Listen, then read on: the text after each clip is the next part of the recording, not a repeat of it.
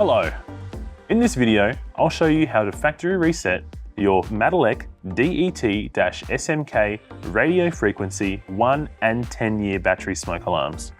We'll start by isolating the mains power by pushing the button on the side of the alarm to detach the head from the base and have it swing down from the ceiling. Now, remove the battery back up. Press and hold the test button while reinserting the battery, and the red LED on the smoke alarm will light up for 3 seconds. And lastly, when the LED turns off, release the test button. As it lights up again for 3 seconds, press the test button again once to unpair and reset the alarm. The alarm will chirp 3 times, indicating that it has been successfully reset. And that's it. Your MATelec smoke alarm has successfully been reset and is ready for normal operation.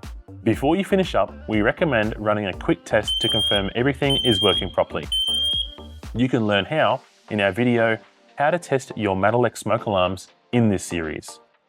If you're reconnecting your alarms, be sure to watch the How to Pair videos, which covers all the models including the DET radio frequency alarms, the FSA 30,000 and the FSA 60,000 with the FSA 50,000 module.